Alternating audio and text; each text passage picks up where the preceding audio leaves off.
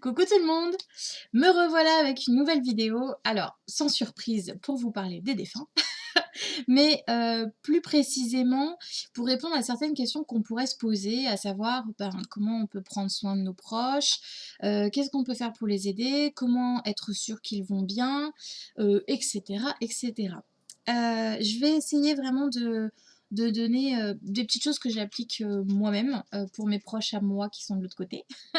Hem et en même temps, des conseils que des, des défunts, vos proches m'ont aussi transmis à travers les contacts, que j'ai pu faire depuis, bah, presque 5 ans maintenant. Ouh! Ça passe vite.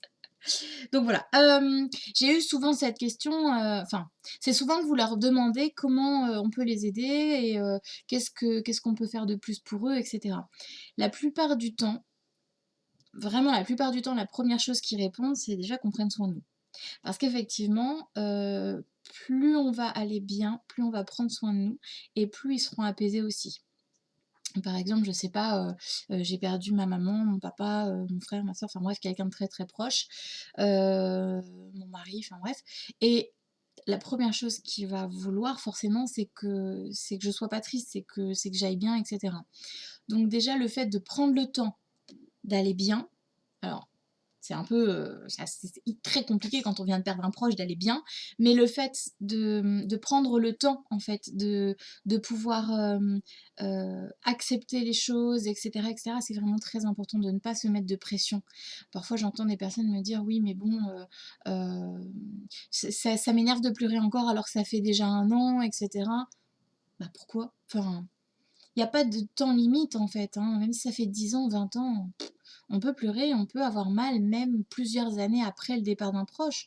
Il y a pas, enfin, il faut surtout pas se mettre de pression là-dessus et ça, j'entends beaucoup, beaucoup, enfin, tout autour de moi dans des vidéos aussi et cetera. Il y a beaucoup, beaucoup de pression là-dessus et je pense que c'est très important d'enlever cette pression justement.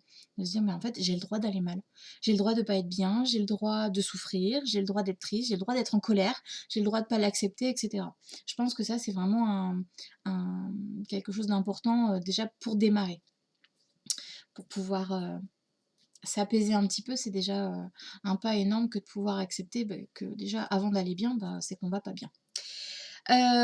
Ensuite, j'entends aussi beaucoup parler de ça, du fait que quand on pleure un proche, on l'empêche d'évoluer, on l'empêche peut-être de passer de l'autre côté, on lui fait pas du bien et cetera et cetera.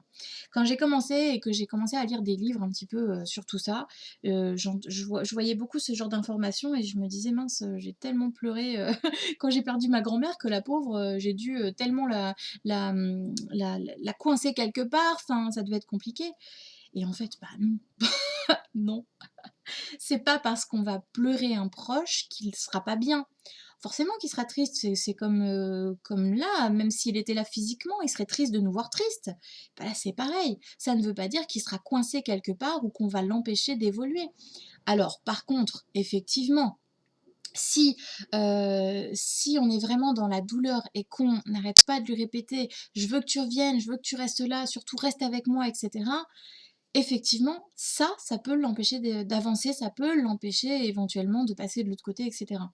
Mais parce on est dans cette retenue. Après attention, je dis pas ça pour qu'on se juge ou, «Mince j'ai dit ça, c'est pas bien». Non, non, non, non, c'est juste qu'effectivement ce sont des pensées, qui peuvent être un petit peu pesantes pour eux. Mais comme pour nous aussi, parce que ça nous fait mal aussi de penser à ça, hein.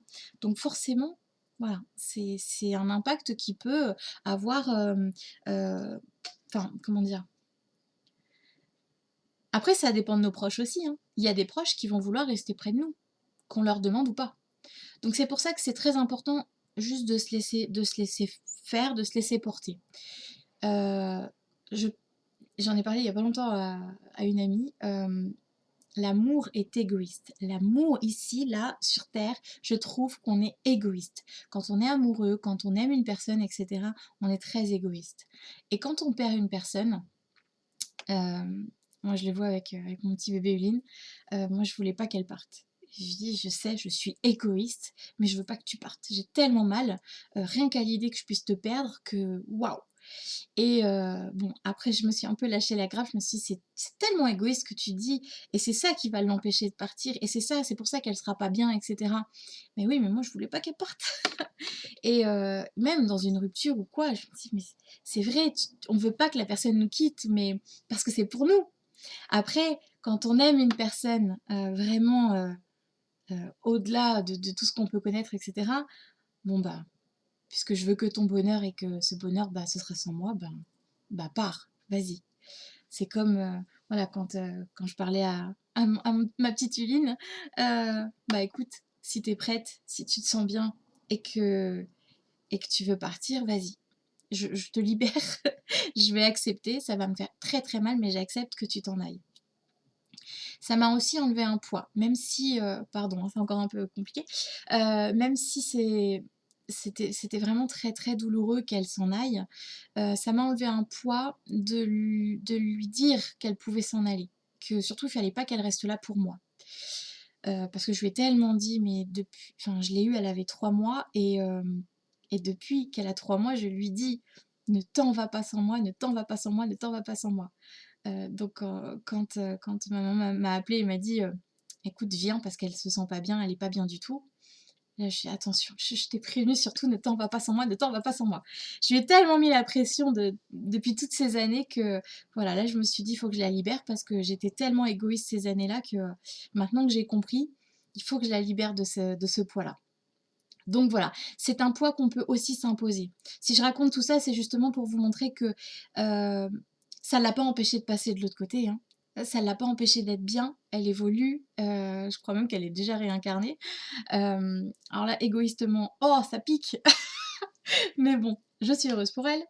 Mais voilà, on peut se créer aussi ce poids. En fait, ce qu'on va ressentir, ça peut être aussi ce que notre proche va ressentir. Bon, je m'éloigne un petit peu, mais voilà. Après, le fait, d'accepter le départ, c'est sûr que forcément ça aide, que ce soit pour nous comme pour eux. Mais c'est quelque chose qui encore une fois peut prendre du temps. Donc prenez le temps d'accepter les choses, prenez le temps d'en parler si vous en ressentez le besoin. Prenez le temps, de pouvoir juste conscientiser en fait. Il y a pas très longtemps, il y a plusieurs personnes qui en contact me disaient, «J'étais tellement occupée, juste après son départ que j'ai pas pris conscience qu'il était plus là ou qu'elle était plus là». C'est maintenant, 1 an après, là je me rends compte que, ben, là il y a le manque et c'est vrai. Pour la plupart des gens, c'est vrai que quand on est dans le choc et cetera, on a ce côté où on se met dans une bulle et on voit pas les choses passer. Où là, on se rend pas compte des choses, on fait pas encore notre deuil, on pleure peut-être même pas parce que, ben, voilà, on est dans le truc et c'est vrai que quand on perd un proche, c'est tellement on nous assomme de plein de choses, c'est tellement compliqué. Je trouve ça vraiment, bon, bah, c'est une façon de faire qui est comme ça, mais je trouve qu'on n'est pas du tout accompagné, hem, correctement, on va dire. On n'est pas correctement accompagné quand on perd un proche. Parce qu'il faut s'occuper de tout, parce que, des 1000 et 1000 questions, il faut des papiers, il faut ceci, il faut cela. Waouh! Les gars, laissez-nous atterrir, en fait, enfin, donc bon, bref, voilà, je trouve qu'on est très mal accompagné. Je me perds, hein, je me perds dans tout ce que je voulais dire. Mais bon, bref, tout ça pour dire qu'effectivement, il faut aussi prendre le temps d'accepter, de conscientiser et de prendre, enfin vraiment de prendre conscience de ce qui se passe et de ce qui s'est passé. C'est pas toujours facile. Notre proche aussi, parfois, il a besoin de temps. Il y a des proches qui ne savent pas tout de suite ce qui s'est passé ou qui vont avoir besoin vraiment de beaucoup de temps pour pouvoir l'accepter.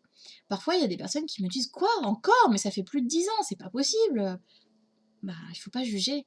Oui, ça fait peut-être 10 ans, mais pour l'instant, ben, cette personne a encore besoin de temps pour pouvoir comprendre, pardon pour la moto. Je le dis parce que des fois, il y a des personnes qui me disent: «J'entends une voix». Non, c'est juste la moto qui passe, les joies de la ville. Bref, donc voilà, peu importe le temps qui passe, déjà le temps n'est pas le même de l'autre côté, hein, pour nous ça fait 10 ans, mais pour eux ça fait peut-être, 6 mois, enfin voilà. Le temps n'est vraiment pas enfin il n'existe pas, donc c'est même pas que c'est pas le même, c'est qu'il n'existe pas. Bref, il faut surtout pas juger que ça fasse 10 ans, 1 an, et cetera. Parfois, je suis surprise en contact quand on me dit, j'ai l'impression que ça fait, enfin, quand je dis: «J'ai l'impression que ça fait des années qu'ils sont de l'autre côté» et d'un coup, on me dit: «Bah non, ça fait qu'1 an». «Ah bon? D'accord». Mais c'est génial! C'est que cette personne, enfin, elle s'est «adaptée» entre guillemets, voilà, elle a avancé et cetera. Mais il y a pas de jugement à porter, hein, attention.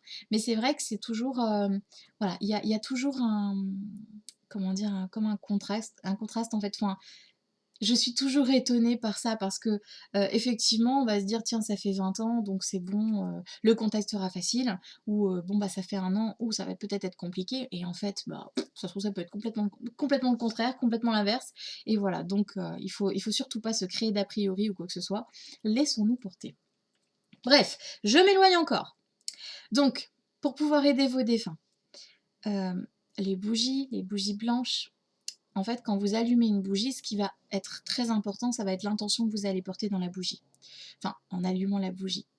Hem, Ça va être de pouvoir leur envoyer beaucoup d'amour, leur envoyer du soutien, leur dire: «Écoute, voilà, j'espère que tu vas bien, je pense à toi, je t'aime» et cetera et cetera. Peu importe, c'est pas obligé d'être des prières religieuses, comme ça peut en être aussi, hein.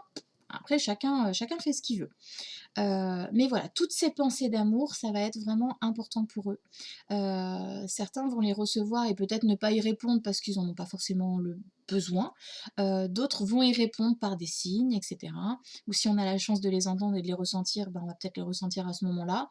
Mais voilà, ça dépend d'eux, ça dépend de vos proches, ça dépend de leur caractère, ça dépend de ce qu'ils ont besoin, enfin bref, voilà, ça dépend de plein de choses. Comment savoir si notre proche va bien? Alors c'est vrai que c'est pas toujours évident, mais le plus important, c'est votre ressenti. Je sais, je le dis tout le temps, mais il faut se faire confiance. À un moment donné, quand vous pensez à votre proche, comment vous vous sentez? Alors, attention, si vous êtes déjà dans le chagrin, si vous n'êtes pas bien, et cetera, ne prenez pas votre propre, chagrin pour interprétation: «Bah tiens, il va pas bien». Quand vous pensez à cette personne, vous dites: «Tiens, comment il se sent, comment tu vas?» et cetera. Vous pouvez lui parler directement, hein. Tout de suite après, comment vous vous ressentez intérieurement? Est-ce que vous sentez qu'au contraire, il y a une panique intérieure, que vous vous dites: «Je sens qu'il y a quelque chose qui va pas, je sens qu'il a besoin d'aide, je sens que là, il va avoir besoin de penser, qu'on lui parle, qu'on lui explique peut-être comment passer de l'autre côté et cetera, qu'on lui dise qu'il ne sera pas oublié, que même s'il passe de l'autre côté, il sera pas seul, qu'il va retrouver du monde, qu'il pourra revenir, il va toujours nous voir et cetera. Ça aussi, c'est une aide, hein, pour aider nos proches, parfois quand ils n'ont pas la conscience de ce qui peut se passer de l'autre côté ou quoi. Après, je sais pas comment ça se passe de l'autre côté, j'y suis pas encore allée ou en tout cas, j'y suis jamais revenue, donc du coup, voilà, quand j'y serai, je le saurai, mais je pourrais pas revenir vous le dire. Mais en tout cas, vraiment parfois de leur parler et de leur dire les choses, ça peut les aider. Donc bref, quand vous leur parlez, comment vous vous sentez? Est-ce que du coup vous vous sentez peut-être apaisé? Pardon, Léo qui réagit, au copain qui aboie. Bref. Est-ce que vous vous sentez apaisé? Est-ce que, vous sentez une paix intérieure malgré votre chagrin et votre souffrance? Parce qu'on peut ressentir les 2 puisque ce sera vraiment votre ressenti. Donc vraiment faites confiance à ce que vous ressentez quand vous pensez à la personne. Par contre, il faut parfois faire attention aux rêves. Les rêves sont tellement, comment dire? On peut amener à interpréter de 1000 et 1000 façons un rêve. Parfois, certaines personnes vont me dire: «J'ai rêvé de mon papa» ou peu importe qui, hein, mais «J'ai rêvé de mon proche et il était en colère, il était pas bien du tout, c'est qu'il va pas bien, c'est qu'il y a quelque chose, il faut l'aider» et en contact, bah non, tout va bien. Je le sens pas mal, enfin, je le vois bien, et cetera, et en fait, c'est l'interprétation qu'on en fait parce que nous, intérieurement, on n'est pas bien.